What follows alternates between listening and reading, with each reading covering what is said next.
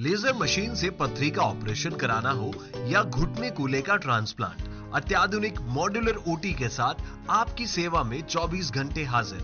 सेहत का सच्चा साथी डू किया हॉस्पिटल, गणपति नगर, मंडावा रोड, झुंझुनू। झुंझुनू में सियासी विवाद, रीटा चौधरी ने मांगी माफी। प्रभारी मंत्री के बयान के बाद झुंझुनू की राजनीति में हलचल तेज। राजस्थान सरकार के सामाजिक न्याय एवं अधिकारिता मंत्री और झुंझुनू की प्रभारी मंत्री अविनाश गहलोत के एक बयान से जिले की राजनीति में हलचल मच गई है। मीडिया से बातचीत में मंत्री ने मंडावा विधायक रीटा चौधरी द्वारा विधानसभा में लगाए गए आरोपों पर प्रतिक्रिया दी। उन्होंने कहा, सार्वजनिक रूप से आरोप लगाना आसान है, लेकिन सच्चाई अलग होती है।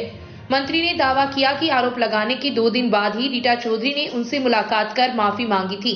उन्होंने यह भी कहा कि विधायक ने स्वीकार किया कि वे किसी के बहकावे में आकर ऐसा बोली और उन्हें भाई समान बताया। मंत्री के इस बयान के बाद अब जिले में कई तरह की चर्चाएं शुरू हो गई है। क्या वास्तव में रीटा चौधरी ने माफी मांगी थी? अगर हाँ, तो उन्होंने किसके बहकावे में आकर आरोप लगाए, और अगर नहीं तो क्या मंत्री का दावा सही है? इन सवालों को लेकर जनता और राजनीतिक हलकों में बहस तेज हो गई है। बता दें कि बजट सत्र के दौरान विधायक रीटा चौधरी ने मंत्री पर मंडावा में हवेलियों की खरीद बिक्री में कमीशन लेने, फोन नहीं उठाने, भू माफियाओं से मिली भगत जैसे गंभीर आरोप लगाए थे।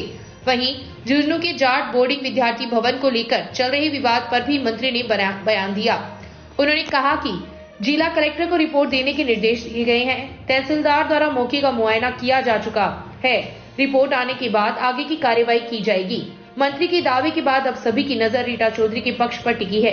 मीडिया और आम जनता दोनों इस पूरे मामले पर उनके स्पष्टीकरण का इंतजार कर रही हैं। Shekhawati live bureau report, Jhunjhunu. हमारे प्रभारी मंत्री को मैंने बहुत फोन करा, लेकिन उसने फोन नहीं उठाया प्रभारी मंत्री ने। और प्रभारी मंत्री भी बहुत सारे ऐसे काम है मेरे मंडावा के अंदर जिसमें हवेलियों पे कब्जा करवाने का काम है, उसमें भी लिप्त है। मैं सीएम साहब से टाइम मांग रही थी, लेकिन सीएम साहब ने टाइम नहीं दिया। 1 मिनट आप सुने भाई, ऊंचा कर लो तो। आप 1 मिनट सुने।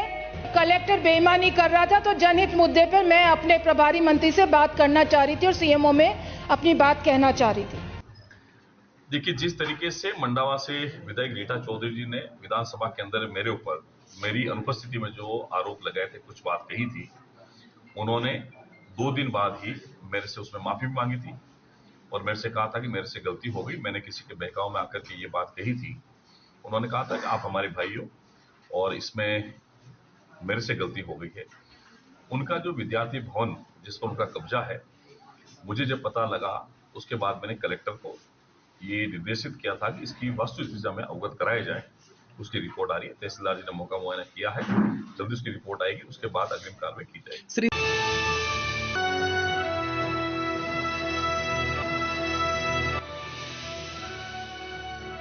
ये है शेखावाटी लाइव, धड़कन शेखावाटी की।